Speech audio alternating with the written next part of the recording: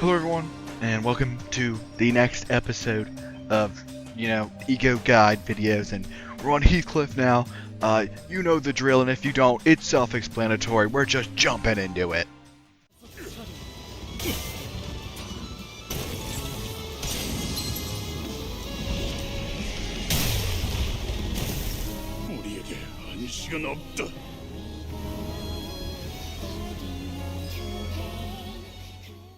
First ego, obviously the base ego, Bodysack, 1 attack weight, you gain 1 attack power next turn, you gain 3 haste next turn, and on kill you'll get 2 more attack power next turn. And in the passive, when another ally defeats an enemy, gain 1 attack power and 1 haste at the turn start. Max 3! It's whatever. I mean, this ego is one of the better base egos, I guess. And it can help sometimes. Best niche you're going to have for this is on Ricardo. The haste buff can make MV resonance a little easier, as well as, what you could do is you get the haste buff from it, and then you'll be the fastest, and then what you can do is then pop another ego, that's not envy, use something that's not envy to buff the team, and still maybe keep 6 MV resonance. It's super niche and kind of dumb, but you can do it. It's not I want to give a use to every ego now. I've noticed there's just so many shit egos that I do want to give a use for every ego. So this is my use for this ego. It's still a 3 out of 10.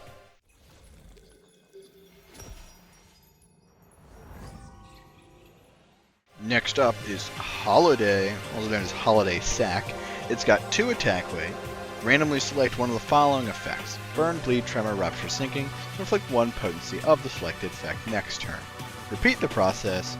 2 plus highest glut A resonance times 7 max. On kill, randomly select one of the following effects: Poise count, Charge count, Haste, Offense level up, Defense level up. Select 2 random allies next turn.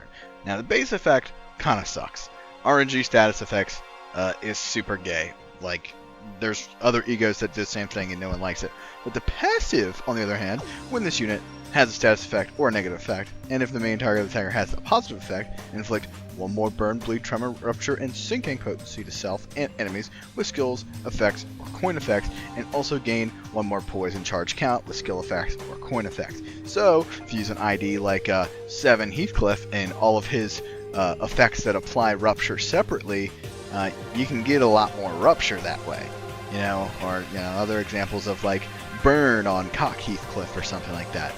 But overall, it's still a little niche. Needs an ego press for it to do that. Literally just not a lot for what you're getting. It is still good. I'd still rank it a decent level. Honestly, I don't think it's useless, and it's definitely better than Bodysack. So I'd probably give it a 4 or a 5 maybe. Yeah, I think I'd give it a 4 or 5.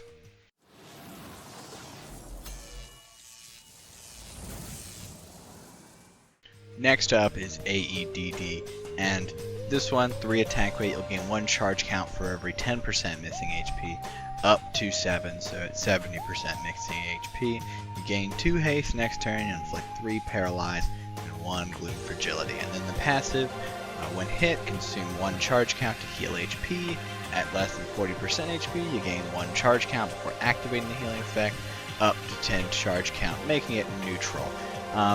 It's alright. I think it honestly kind of sucks. Most people will say, yeah, do it with Cliff, right? But, he really doesn't need it, and he's got, barrier and ways that, he's going to avoid taking damage, and he likes having charge count, so losing it, obviously it'll spend it towards getting charge potency, but he also still wants charge count for his skill 3, so it's not always perfect. I think it's something that needs to be paid attention to a little bit. It can help in some scenarios, but I think the healing is too niche, it's too weak, and also just not worth pressing, especially on this guy who wants to spam defense skill into skill 3 over and over and over again. So yeah, I'd honestly give it a solid 3. I think this is super underpowered. It needs an up tie 5 really badly, honestly.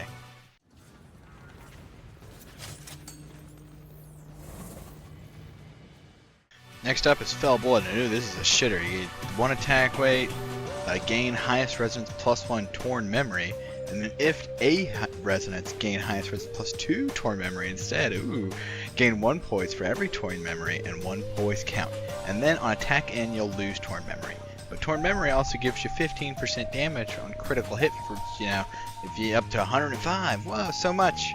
And then 5 bleed and 3 sinking. And then on crit kill, if this unit has ammo, reload 1 ammo. What? The Ego just doesn't do enough damage even with the max Torn Memory stacks, and the max Torn Memory stacks is stupidly hard to get. You would need 5 A resonance. Like, that's the dumbest shit I've ever heard. But, like, the only real use for this thing is going to be, like, probably you're just going to use full stop Heathcliff. There's no other Heathcliff that would want the reload, or really that is poise at all. So yeah, I mean, this thing kind of sucks still. It's not worth pressing. You can press it over a skill 1, I guess. But even then it will do less damage. The Heathcliff skill 1's great. This thing sucks, dude. This is a 1. This is a 1 out of 10.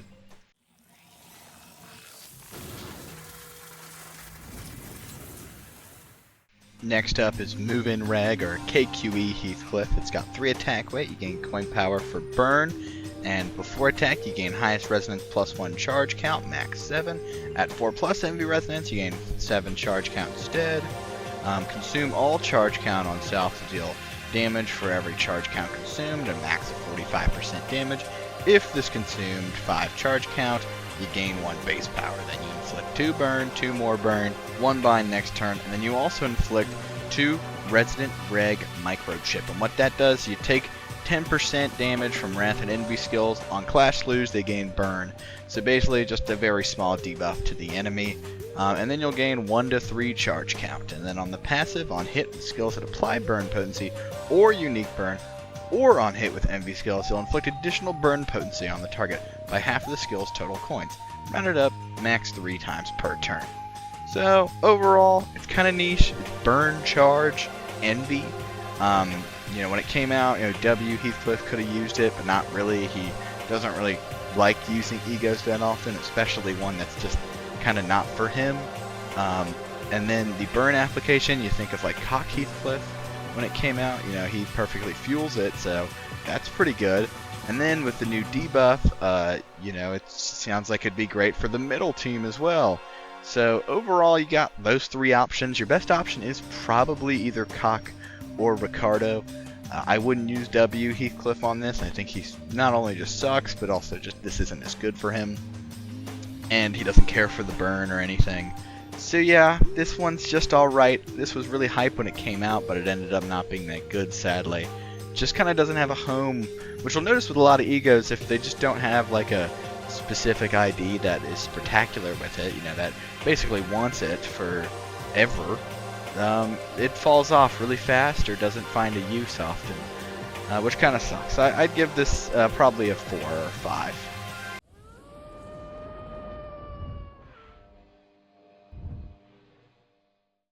Next up is Telepole, and this one's interesting. It's a negative coin ego skill without, needing to press the corrosion. It's got 3 attack weight, you gain charge count by envy resonance, you spend 5 charge count to gain 3 skill power at a max of 12, so if you max that out somehow, you could kind of reduce the issue of it landing at heads. Obviously it would still do more if it landed tails, but whatever. And then on tails hit, you gain 5 charge count, and on enemy kill, you gain this turn's NVA resonance divided by 2 charge count. So this thing, it kind of sucks. It doesn't really do anything for anyone.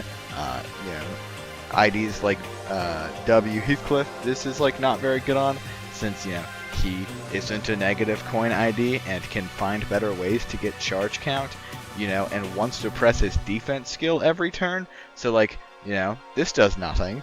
And then as well, if you want to use it on a negative coin ID, your only option is fucking Sunshower, who sucks cock, who is awful.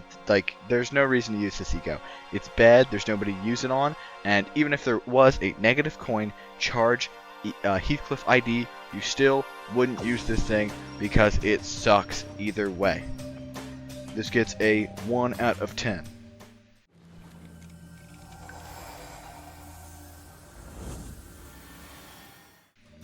This next one I'm not going to attempt to pronounce the name. It's the Buddha statue guy from Railway, and his ego for Heathcliff. And 3 attack weight. If you have 15 or more SP, you'll gain 2 more attack weight. It'll inflict 2 attack power down next turn, and then heal 4 other allies with the least SP of 25 total SP. So pretty decent SP heal. And then the passive is kind of weird. You raise your max HP by 15% of the ID's max HP when recovering from stagger, and then you heal 15% of the current's max HP. So it's like you kind of just gain max HP. It's weird. And then if the unit has less than 30% of its current max HP, you heal 25% of the current max HP instead. So it's a little stronger if you're lower. And it can happen 3 times per encounter, and at encounter end, it'll revert it back to your normal max HP. Overall, I think this one's a little overrated. This is kind of like one of those egos where it's like, oh, it's like Fluid Sack. It's a big SP heal. It's so OP, but like it's all right. It is a good SP heal, and it heals a lot of allies. But this eco is kind of expensive, with costing 2 of like 4 different resources, and also costing 25 SP to use in the first place. So honestly though, I don't think it's awful. I'd probably get a 5 or a 6. I think it's just kind of a little mid. It's a little middle of the road, and there's not really a specific ID I'd use it on. It just, yeah, it's mid.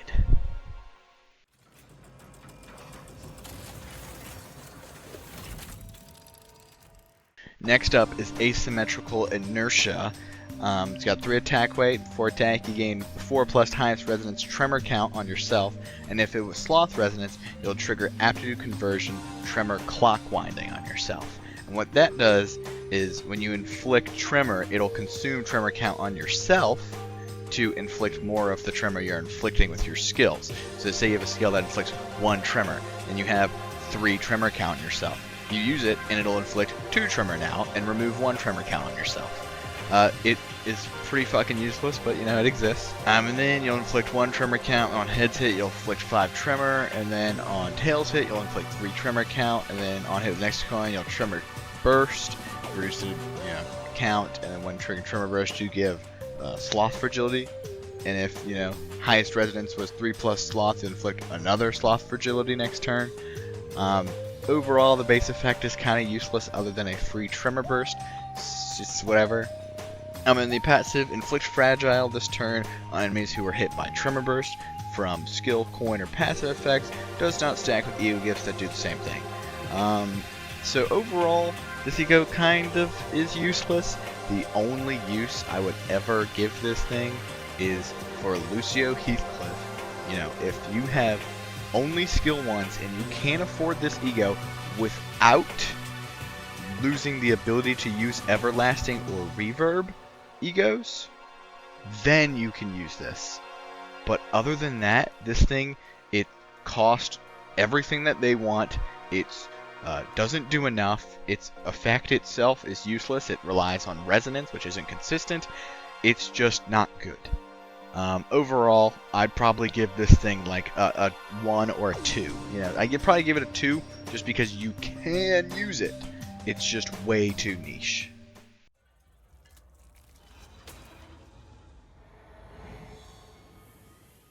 And lastly is Binds Heathcliff. And kind of overrated. It's got 7 attack weight. For next 3 turns you'll lose 10 SP. And then next turn you'll gain 20 bind and 1 of Before the King in Binds and 2 attack power up. And what Before the King in Binds does is on hit you'll inflict 100% of the resulting coin value on hit as affinity/attack type damage of the attack type used against 2 other attackable enemies with the least HP. So when you hit something, kind of turns into like a semi-AoE kind of thing. It's kind of alright. It's not that big. And then you inflict 1 bind next turn, 4 sinking, 4 tremor, and you trigger tremor burst. And the passive, combat start at 4+ highest resonance that include this unit's skill. Apply 3 offense level up and defense level up to self and all allies that were part of the resonance. If there was a resonance, apply 2 additional offense level up and defense level up. So you might see where this is going. This is another Ricardo ego. But the issue is it's expensive as shit. 2 lust, 4 gloom, 2 pride, 3 envy obviously doesn't matter. but like that's expensive as fuck for like, you know, middle ego, you know, an ego that's on the team that uses 6 envy every turn. So it's like alright. You can get it, obviously, but there's just better ego options as well in that team. It is a big buff. Another issue you're going to find is that it's a gloom ego, not an envy ego, meaning you're going to have to break resonance for a turn, which can both lower ramp and damage by a lot for your ID. So it's not like perfect, it's not bulletproof, but I do still like the synergy. I think, you know, it is usable. You know, like say they're in a stagger turn, you have the resources to use it. You can use it to make your future turns way stronger.